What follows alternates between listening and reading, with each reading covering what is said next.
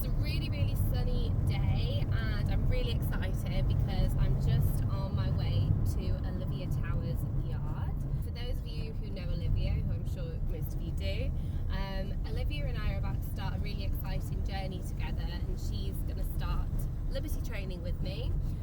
Today is her first lesson with Wilf, who I'm sure you're all very familiar with. I'm really excited to meet him, and we're just really blessed because it's such a gorgeous day. I've got my gorgeous friend Flo with us behind the camera, who's going to be your video companion through this lesson, and yeah, we're just going to have fun with it and see what happens. Happy dog.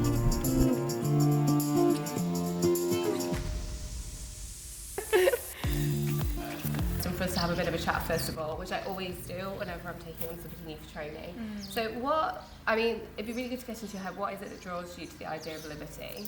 So around 3 years ago, I started doing groundwork with one of my horses that was struggling at competitions who just blow up in outdoor arenas.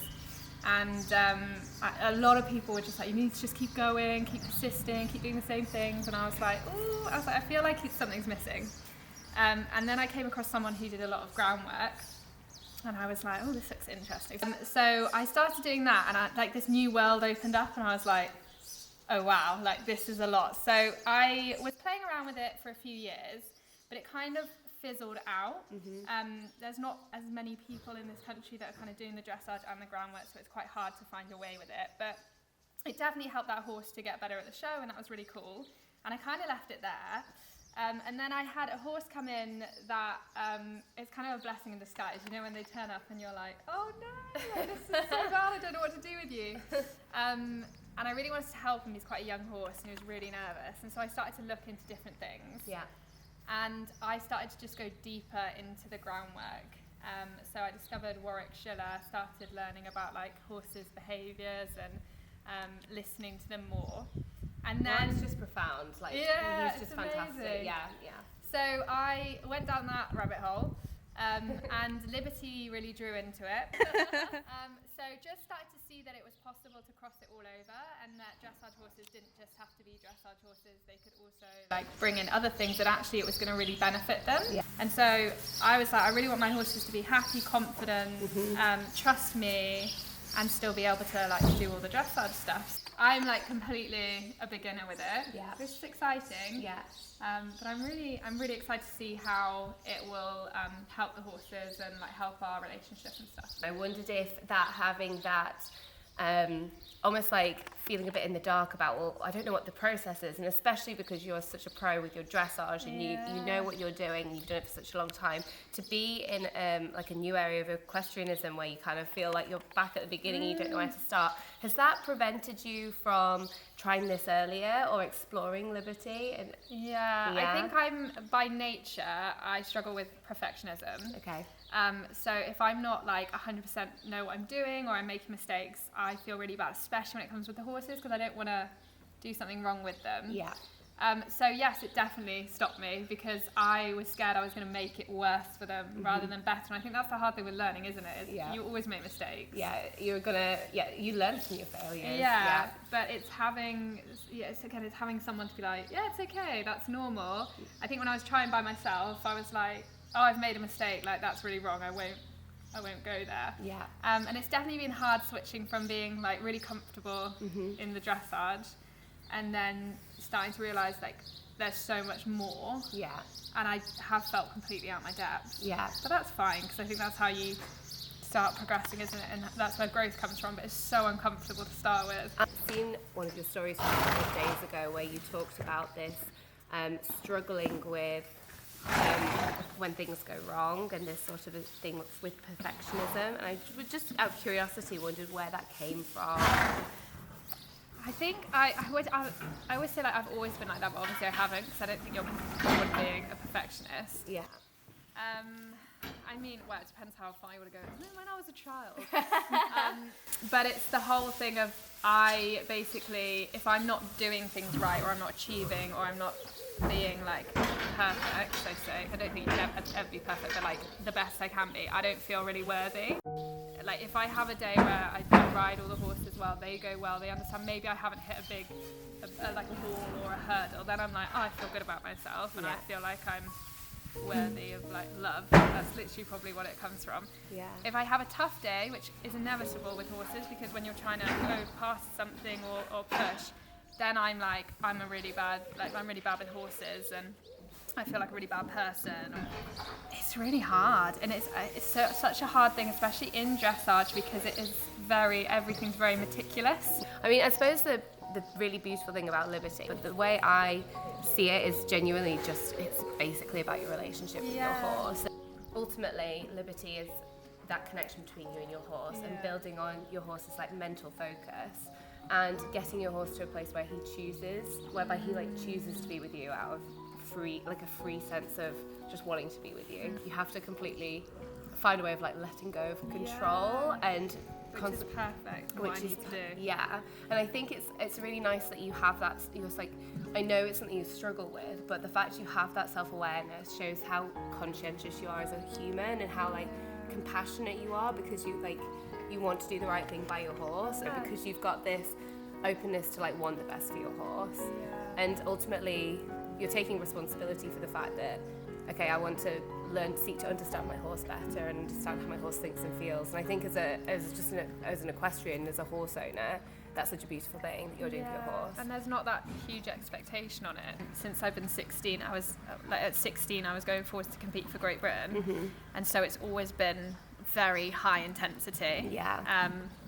And it's not that I love competing, but it's really hard to then not put huge expectations on yourself. Whereas with this, there's no like big performance that's going to happen or anything. It's just like, oh, well, if it takes longer, it's fine. And you don't have to go away and prove it to anybody or show anything by it, because it's just about that relationship with your horse. Yeah, I'm really excited. So am I think we should get started. Let's do it. So maybe I've got 15 minutes. I go for no. That's terrible. No, period. Hey, gorgeous boy. Nice to see him in the flesh.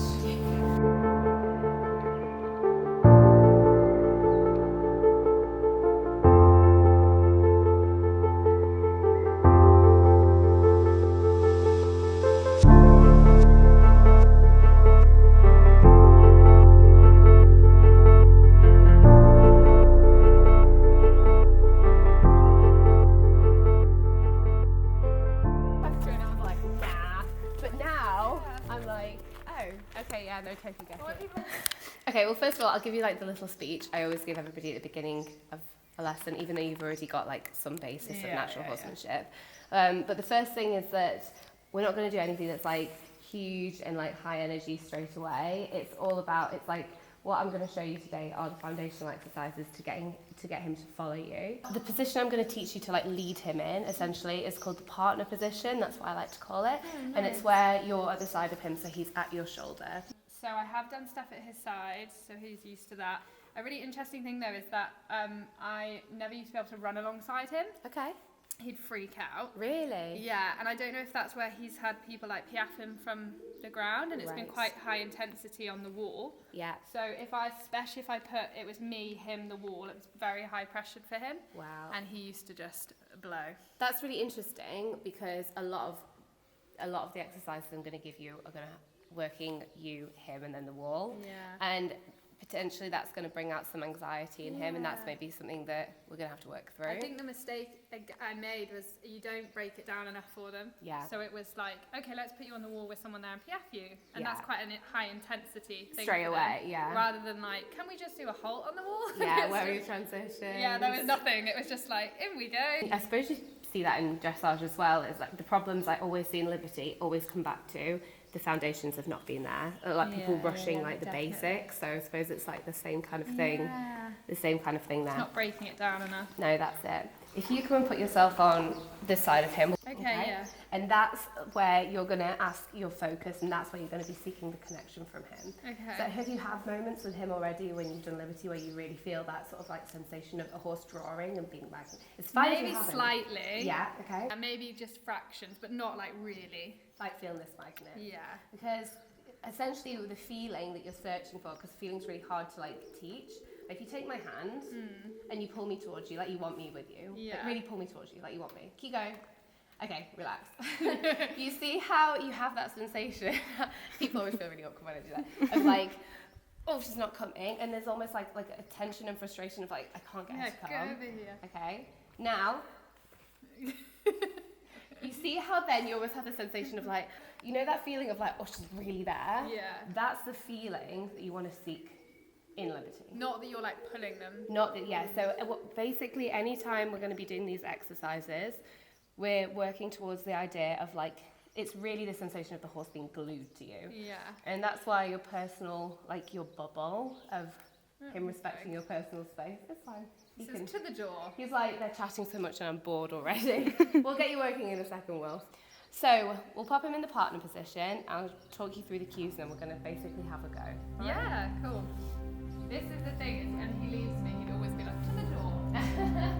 So, right, partner position. You're going to take the rope in, sorry, you're going to take it in this hand and you're going to put the whip in the other hand.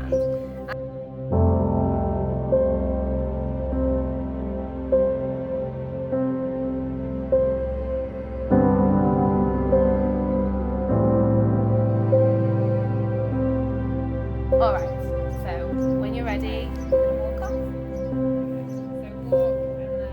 That's it, are we used to the, yeah. So I want to use the whip. To be responding to his body language. That's it. And then release. Alright. That's it, just look behind a little bit.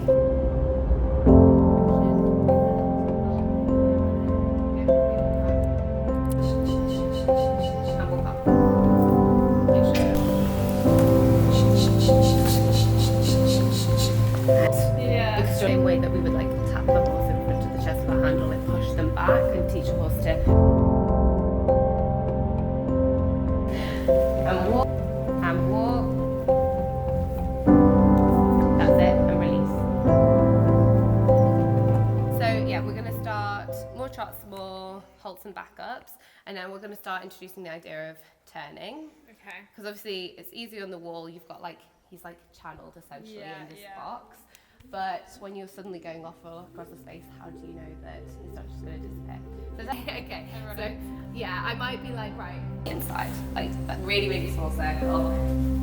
If my hand at this point, but what he has to learn is that when you around you, circle around him. Lift a little bit in the ground. I've just started doing that in the ground. Yeah. And that's just so hard to get your head down. Okay, all right. Let's walk on. Right around you. That's fine.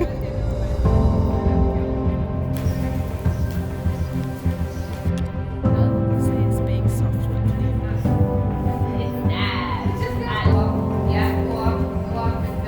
All right. Good. Look on you.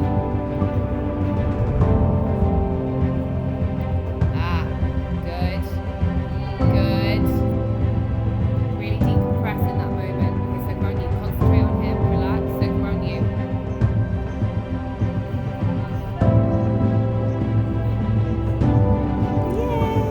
Okay, good walk. Hold.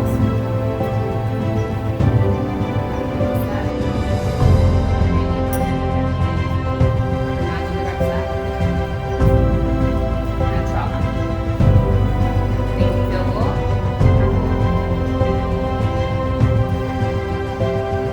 And hold.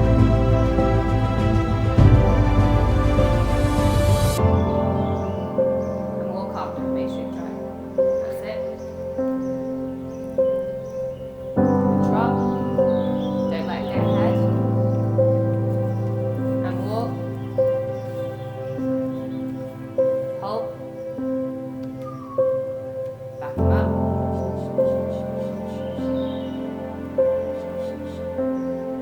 Okay, give him a pat and give him back on. Good lad. That seems really quite basic. That there. It doesn't seem basic. But no, but that's all you need to he's trying to follow you. Yeah, you can really see it. Yeah. Really see it. I have never had that with him.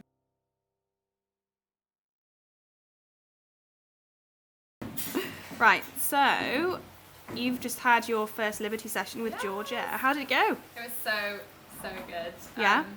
Yeah, it was really, really interesting. To start with, it's always a little bit wobbly when you start something new, but like I said, with this, I just don't feel there's that huge expectation that it has to be perfect. So it was really, really good, and I definitely felt that I got like the connection and what it should feel like, and I thought it definitely did more than I thought I would do Yeah, in the that's first good. session. Yeah, Or, that's like, good. Got a better feeling than I thought I would. It just feels right. Yeah. That's probably the way I would describe it. It's kind of like you feel like they understand you, or like the communication's there. I think that's amazing, because that's always something I've wanted with my horses, but there's been like a lack of knowledge about how to gain it. So when you feel that like true understanding, I think for me is where it gets emotional. Yeah. I think horses really have a lot of comfort, and they feel really reassured when they understand what you're asking them.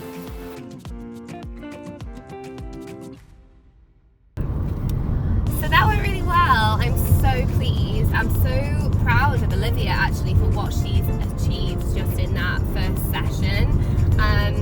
You can see her experience with horses, because a lot of people really struggle to find that feel and connection that she's already finding in the first session. So that's really impressive, and I think it speaks volumes for her character really, and her openness to the horse, and how she's seeking to understand what the horse is thinking and to get inside her horse's head. So I think it's going to be a really good journey to go on. I'm really excited, and Wilf is just lovely and stunning, and I can attest to the fact he is as magnificent in the flesh as he looks to be online. And yeah, really looking forward to seeing how it goes.